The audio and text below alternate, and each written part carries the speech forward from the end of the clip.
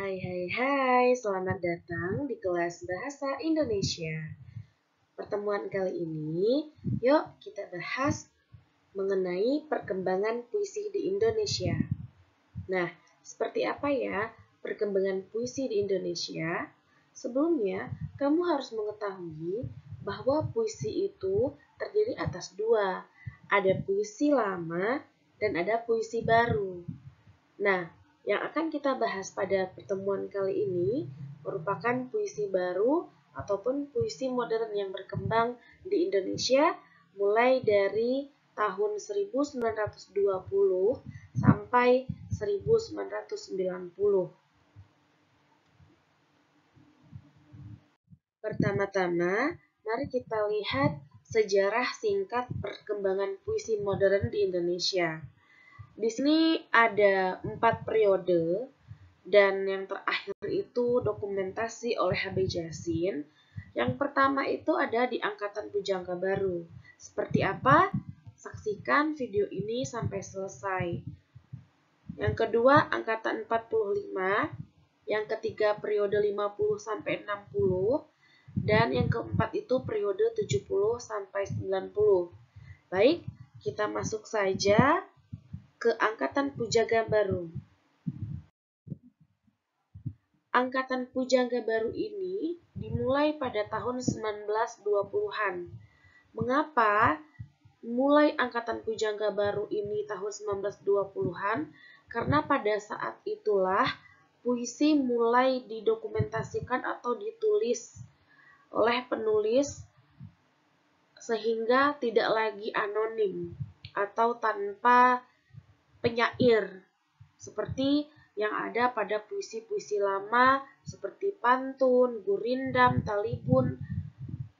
Semua puisi lama itu tidak jelas siapa yang menciptakan penyair yang membuat sajak-sajak dari puisi lama tersebut.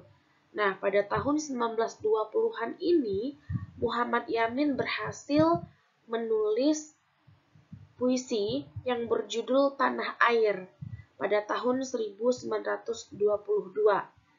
Nah, Muhammad Yamin ini dianggap sebagai pelopor pada perkembangan puisi Angkatan Pujangga Baru ini. Nah, di sini Muhammad Yamin itu melakukan respon terhadap sajak-sajak yang telah ada, baik berupa penelusuran konvensi maupun norma-norma puisi sebelumnya, atau berupa penentangan penyimpangan terhadap norma puisi sebelumnya. Puisi apa itu? Ya puisi lama.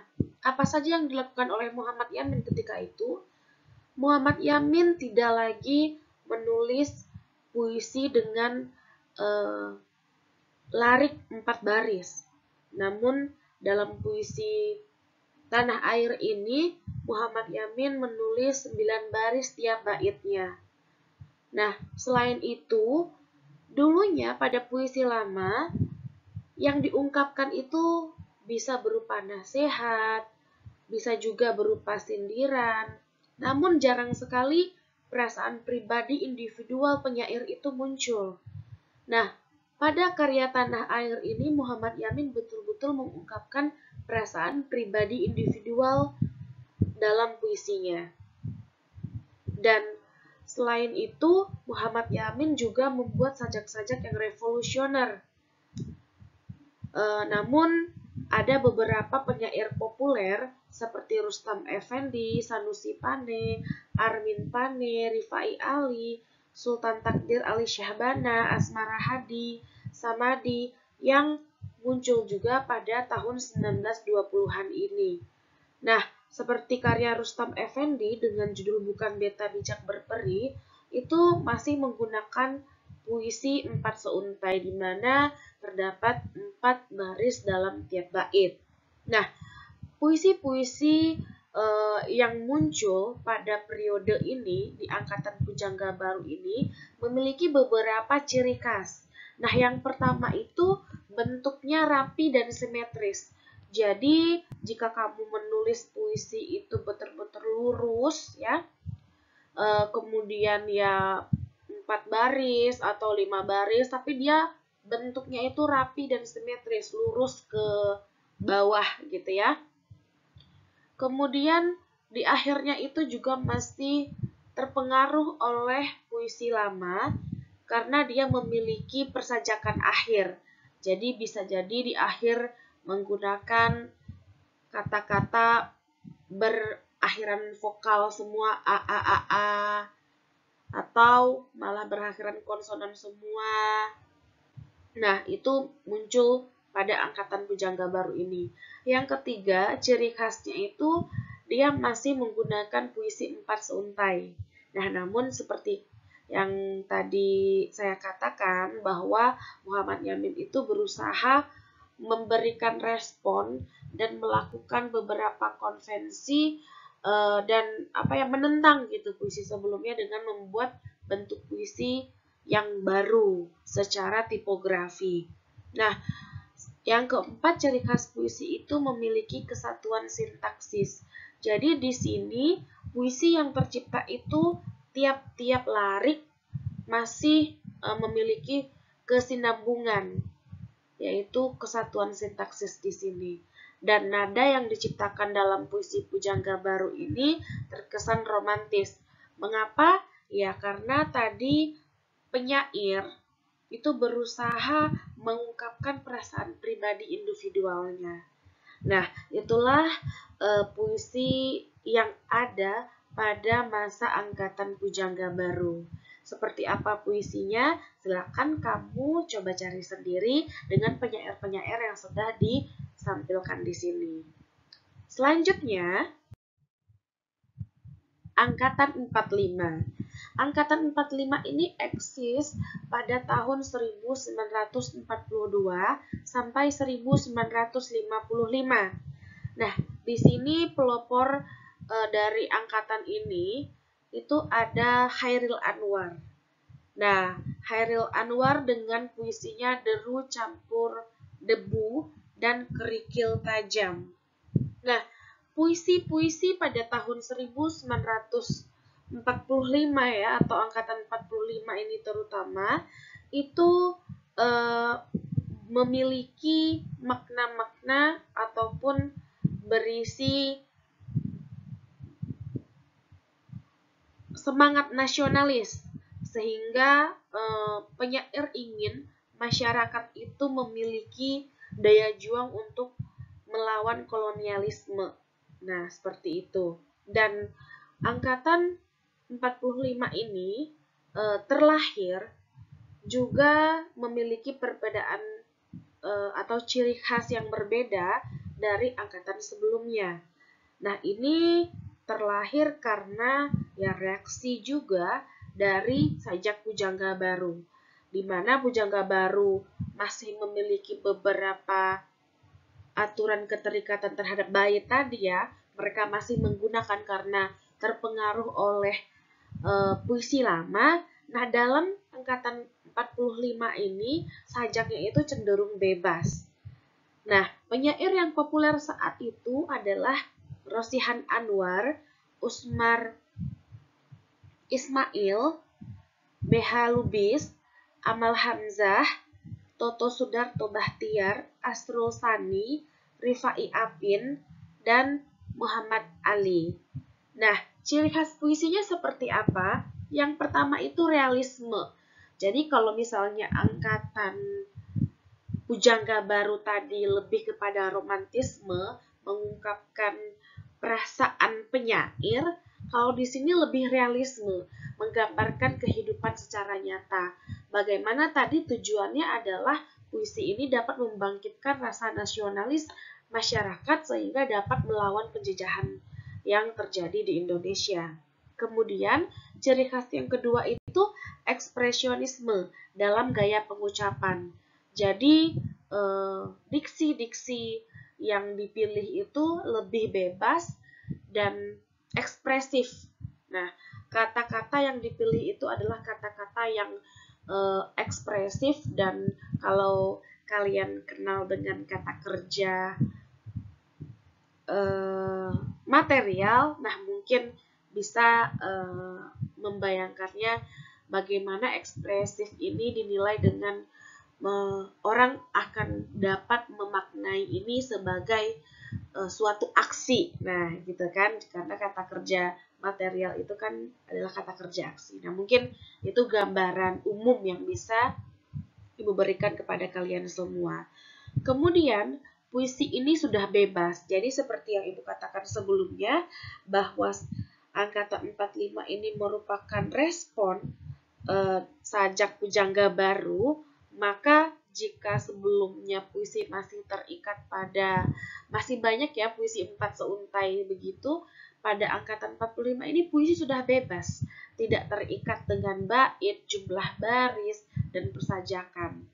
Kemudian diksinya realisme, seperti yang sudah dikatakan sebelumnya, diksi realisme ini dipilih agar para masyarakat, para pemuda merasa lebih dapat membayangkan secara nyata tindakan apa yang bisa dilakukan untuk membangkitkan rasa nasionalis dan melawan kolonialisme tadi.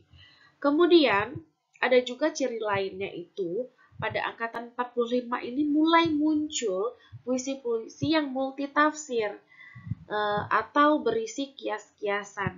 Nah, seperti yang kita ketahui bahwa kiasan itu merupakan cara penyair untuk membuat menyembunyikan. Nah, menyembunyikan makna sesungguhnya di balik kata-kata tadi, sehingga kata-kata yang digunakan itu adalah kata-kata yang berkonotasi atau memiliki makna lain. Nah, sehingga bentuk mempromosikan, atau bukan mempromosikan saja ya, membangun semangat juang dalam masa-masa kemerdekaan ini tentu tidak bisa dilakukan secara blak-blakan. Nah, jadi muncullah puisi-puisi angkatan 45 ini yang multitafsir dengan bahasa-bahasa kiasnya tadi. Selain itu, angkatan 45 ini puisinya itu juga lebih mengandung unsur sinisme dengan beberapa peristiwa-peristiwa mungkin ya yang terjadi pada masa itu, sehingga penyair ingin mengungkapkan perasaannya lewat sentilan-sentilan halus yang disampaikan dengan sebuah puisi. Nah, seperti itu.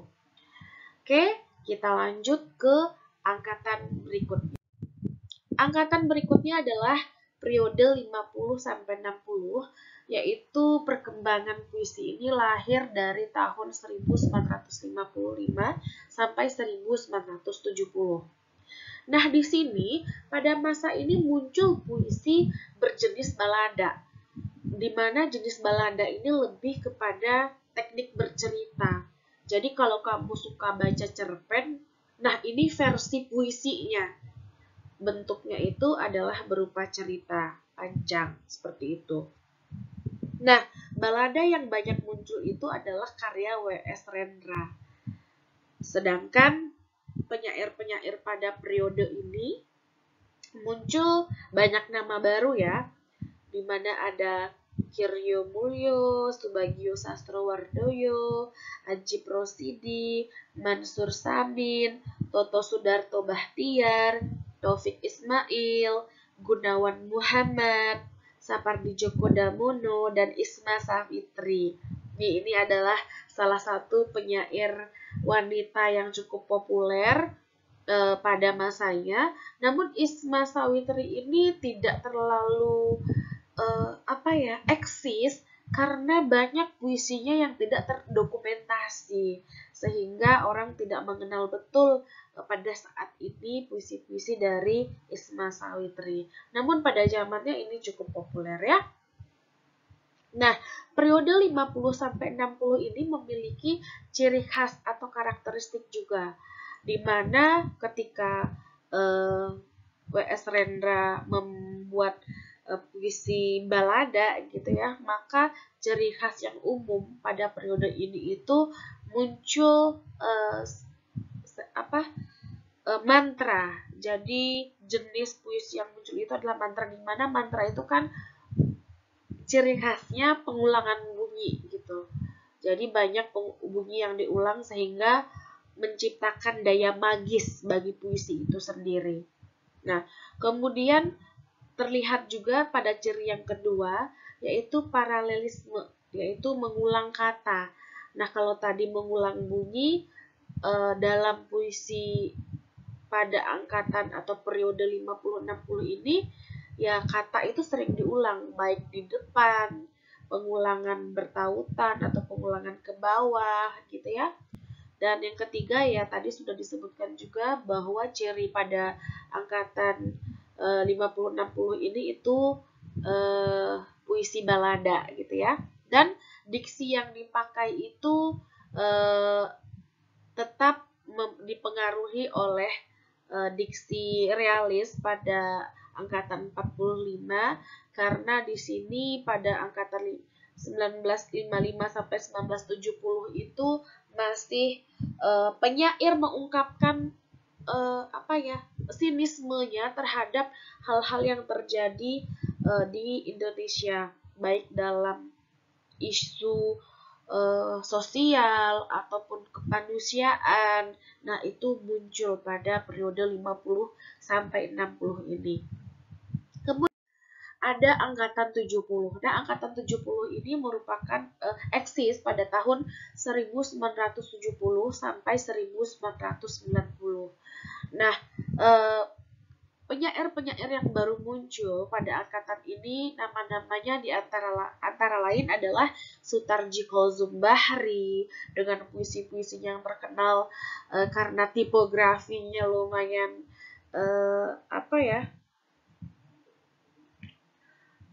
kontroversial gitu ya.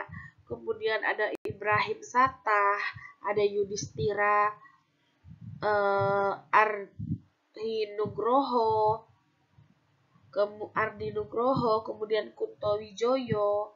Nah, dan penyair-penyair pada angkatan 45 itu muncul juga ya, melahirkan puisi baru juga pada tahun 1970 sampai 1990 ini. Nah, namun para penyair pada tahun ini membuat perubahan baru dengan ciri-ciri puisi yang muncul itu maknanya itu lebih alegori. Jadi perumpamaan itu muncul gitu ya. Kemudian yang kedua ciri khasnya adalah kritik sosial di sini sangat banyak terhadap penyimpangan-penyimpangan yang terjadi di masyarakat itu sendiri, baik dalam pemerintahan juga sih sebenarnya ya. Dan semakin banyak penyair yang muncul pada angkatan 45 sampai angkatan 90 ini, beragam jenis puisi itu muncul. Jadi dengan ciri-ciri dari 45, angkatan 45 sampai angkatan 1920 ya, sampai 45, kemudian angkatan 50 itu muncul gitu ya. Jadi sangat beragam dan penulis pada tahun ini cukup produktif membukukan puisi-puisinya, baik menjadi sebuah antologi puisi ataupun ya penerbitan satu-satu puisi dikeluarkan, dipublikasikan seperti itu oleh penerbit yang cukup terkenal.